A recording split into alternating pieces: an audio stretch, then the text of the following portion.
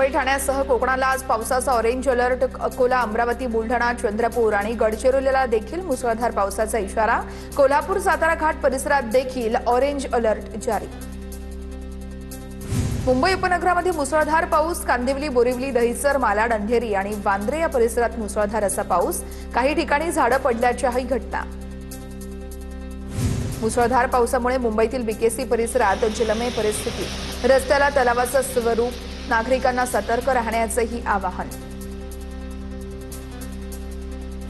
कल्याण डोंबिवलीमध्ये पावसाचा कहर। 24 तासात 18हून अधिक झाडं कोसळली। अनेक वाहनांचं नुकसान। धोकादायक झाडांसंदर्भात वारंवार तक्रारी करूनही पालिका प्रशासनाने दुर्लक्ष केल्याचा नागरिकांचा आरोप।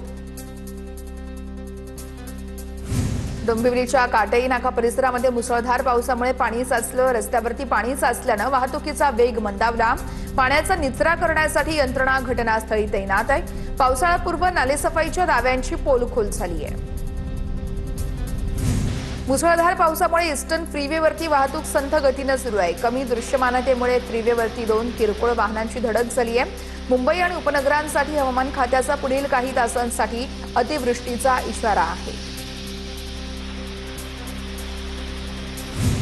अंधेरीत मोठी दुर्घटना टळली आहे। 4 बंगलोज गुरुद्वार बाहेर वाहनावरती मोठं झाड कोसळलं। या घटनेच्या वेळी वाहनामध्ये आणि आजूबाजूला कोणीही नसल्यानं कोणतीही जीवितहानी झाली नाहीये। मुंबईसह अंधेरी परिसरात मुसळधार पाऊस सुरू आहे। मुंबईमध्ये मुसळधार पाऊस। अंधेरीमध्ये एसबी रोडवरती मोठं झाड कोसळल्याची घटना। या दुर्घटनेमुळे वाहतूक पूर्णपणे ठप्प झाली होती। अग्निशमन दल आणि पालिकेकडून झाड बाजूला करण्यात यश आलेलं आहे।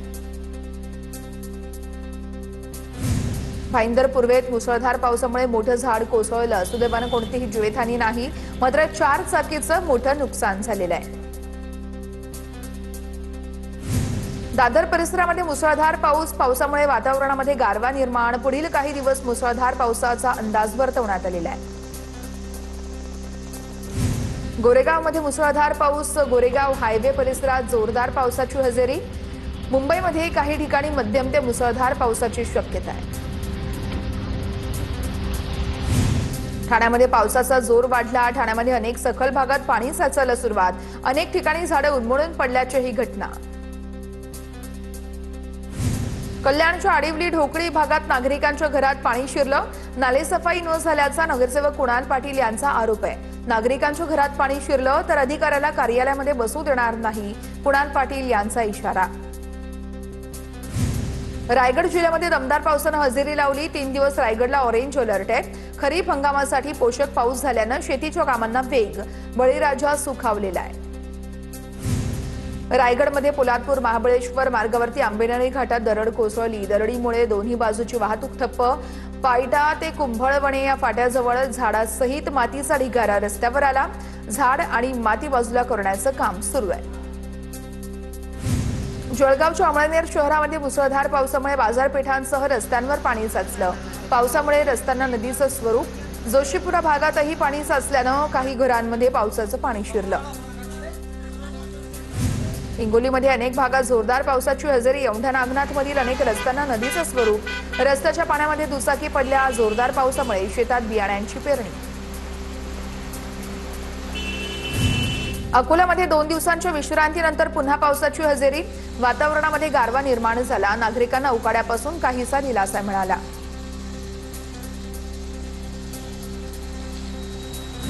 परभणीच्या जिंतूरमध्ये आडगाव बाजारात जोरदार पावसानं हजेरी लावली। पावसामुळे गावाच्या शेजारील असलेल्या ओढ्याला पूर। पुराच्या पाण्यामध्ये 65 वर्षीय शेतकरी महिला वाहून गेल्याची माहिती। गावकऱ्यांकडून महिलेचा शोध सुरू आहे। जळगाव जिल्ह्यातील जामनेरच्या तोंडापूर परिसरात तुफान पाऊस। जोरदार पावसामुळे पर्यायी रस्ता वाहून गेला। दुसऱ्या बाजूला अडकलेल्या नागरिकांना क्रेननं बाहेर काढण्यात आलं। तोंडापूर वाकोद रस्त्यावरती पुलाचं काम सुरू असल्यानं तात्पुरता पर्यायी मार्ग या ठिकाणी तयार करण्यात आला होता।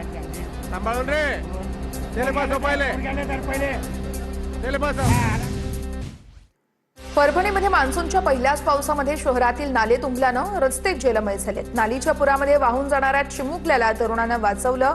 या घटनेनंतर मनपा प्रशासनाविरोधात नागरिकांमध्ये तीव्र संताप उसळलेला आहे।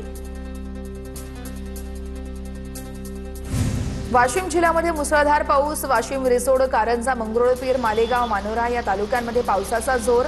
शेत शिवारामध्ये पावसामुळे समाधानाचं वातावरण आहे. सचिन अहिर यांचा ठाकरेंच्या सेनेला जय महाराष्ट्र. अहिर यांनी शिंदेच्या शिवसेनेकडून अर्ज भरत उपसभापती पदासाठी शेड्यू ठोकला.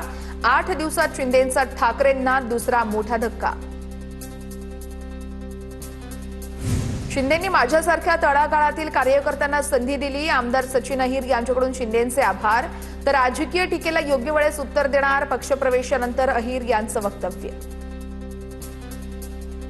कुणी येण्याने आणि जाण्याने काही फरक पडत नाही. सगळं देऊनही लोक जात आहेत. ऑपरेशन टायगर नाही, ऑपरेशन फडणवीस सुरू आहे.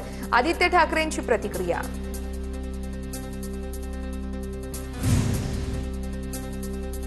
फडणवीसांच्या बंगल्यावरती पोलीस पाठवले. खोटे गुन्हे दाखल केले. एकनाथ शिंदेंचा उद्धव ठाकरेंवर निशाणा.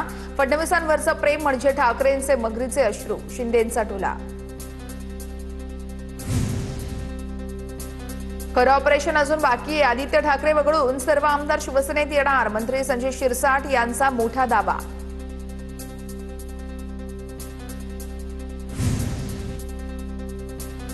जे कधीच नव्हते त्याची वाट का पाहावी. पक्षामध्ये येताना जे स्वार्थ आणि बेईमानीचा किडा घेऊन येतात त्यांच्या जाण्याने काहीच दुःख होत नाही आणि दुःख का करावं. सचिन अहिर यांच्या शिवसेनेतील प्रवेशावरती संजय राऊत यांची ट्विट करत प्रतिक्रिया. जो बाळासाहेबांचा झाला नाही तो आमदार खासदारांचा काय होणार. नितेश राणेंची उद्धव ठाकरेंवर जोरदार टीकास्त्र. तर नारायण राणे यांना जेवणाच्या ताट्यावरून उठवलेले हे त्याचेच भोग आहेत, भोगणार. नितेश राणे यांचा उद्धव ठाकरेंवर निशाणा. अहंकारामुळे उद्धव ठाकरेंचा पक्ष संपत चाललाय. भाजपचा यात काहीही संबंध नाहीये. मंत्री चंद्रशेखर बावनकुळेंचं वक्तव्य. तर ही फक्त झाकी. शिंदेंचं अजून बरंच काही ऑपरेशन बाकी. प्रवीण दरेकरांनी डिवचलं. भाजपच्या नाराजीचं उपसभापती निवडणुकीमध्ये नीलम गोऱ्हेंना फटका बसल्याची चर्चा. सातारा झेडपी निवडणूक घडामोडींमुळे गोऱ्हेंना फटका बसल्याची चर्चा.